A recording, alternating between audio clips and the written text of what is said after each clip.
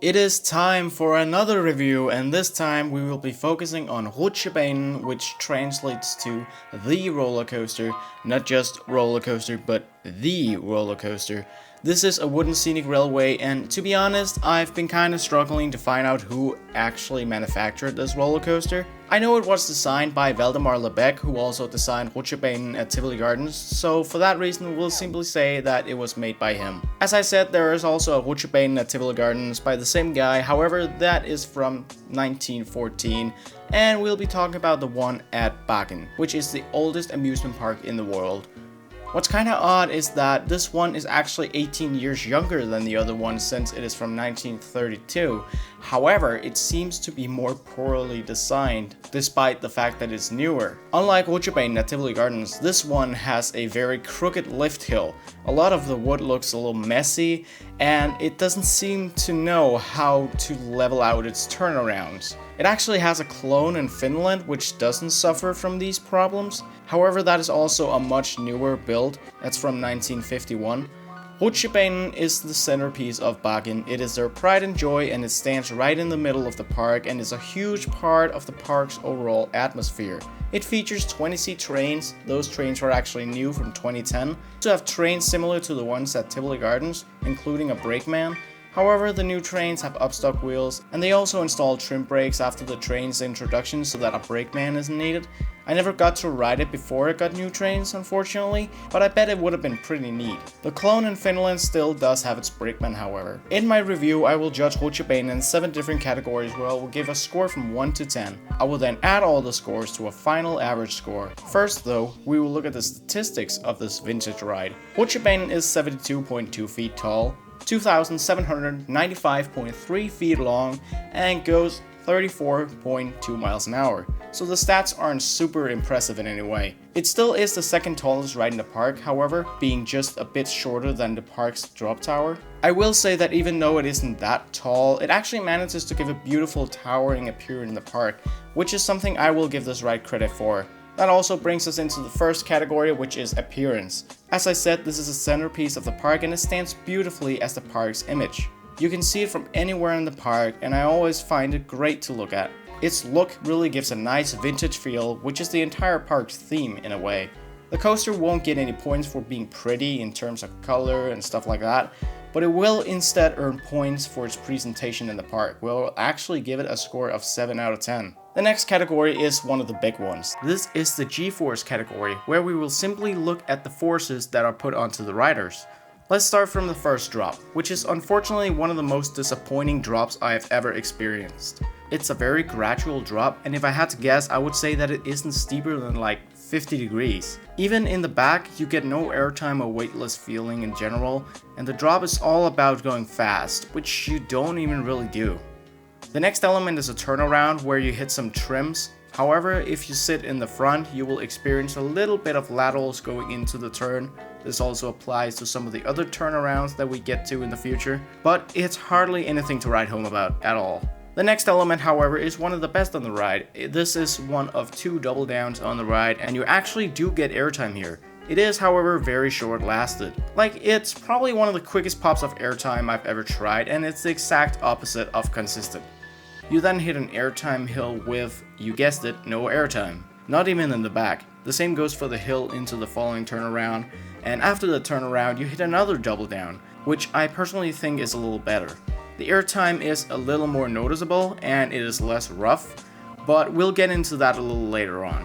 This is also where you'll get your picture taken, by the way.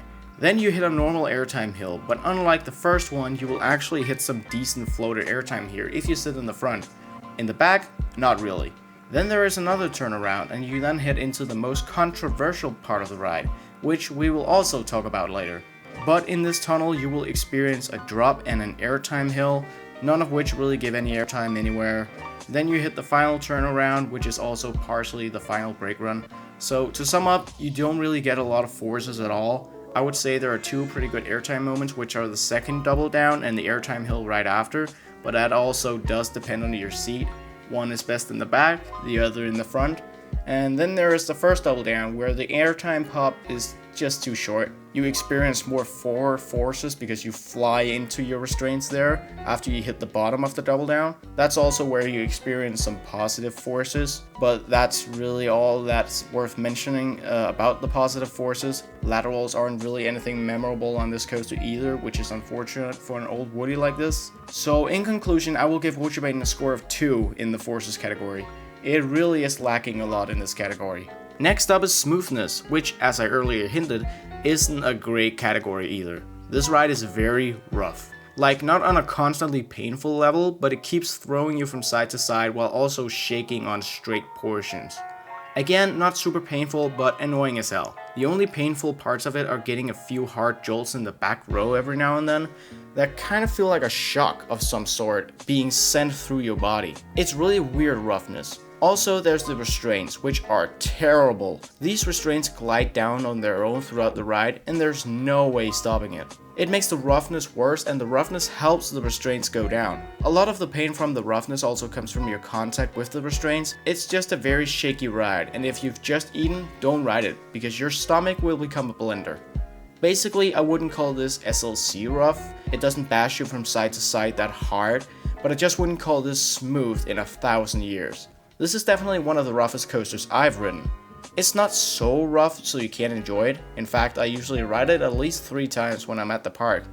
But just be aware that you're in for a bumpy ride experience. So I will give it a score of 3 out of 10. Super rough, but it is re-rideable. Now we're at the ride time category, where I will judge the coaster from how long the ride feels and if it feels right. And I'm actually going to give Rutschebanen a 10 out of 10 in this category. It's a long ride, and it feels just right.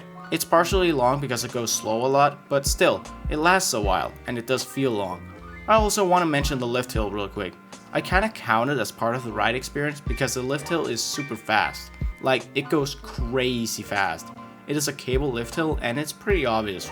So I just wanted to mention that real quick before heading into the theming category. Rutschebanen doesn't really have a theme.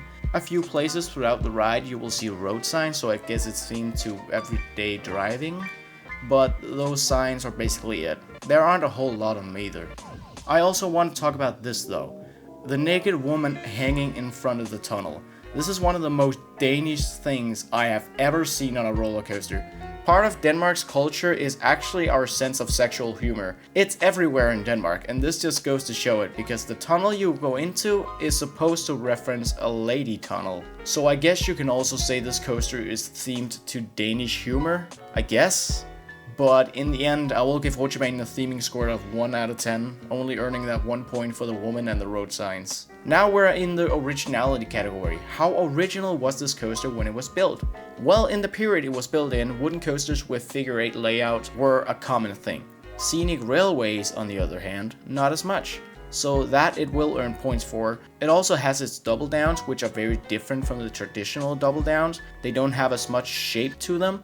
So I'll give Rutschebanen a score of 3 out of 10 for originality, for not being exactly like all the Woodies, but it is still extremely similar to them in many ways. Final category is overall fun. How fun is Rutschebanen to ride? I think this is very much a coaster to ride with family and friends. You don't ride it for the intensity or airtime, you ride it for the classic feel it has, which it does excel at. It's also one of those coasters that goes slow a lot, so every drop makes you want to go wee, which adds to the fun factor in my opinion, especially when you're with other people you know. But I don't feel like I can give this coaster a score higher than 4. That sums up the amount of fun you're going to experience on this ride at most, I think. All these scores bring us a final average score of 4.3. I think that is a pretty good score for this coaster. Don't go into this expecting a thrilling world-class ride. Instead, you should think of it as a classic. I do overall like it and think it is a good ride, but I also think that is because it's simply a nice ride to ride with people you know. It's not so much of a coaster to ride alone, at least not for me. We Danes call this coaster hyggelig, which is a word that doesn't have a direct English translation, but it essentially means that the ride gives a nice, comfortable, emotional feeling, especially when riding with your friends and family. That has been my review of Rutschebanen at the world's oldest amusement park, Bakken. If you happen to have ridden it as well, please let me know what you think of it in the comments below. Otherwise, it has been Northern Rides, and I hope you all keep on riding.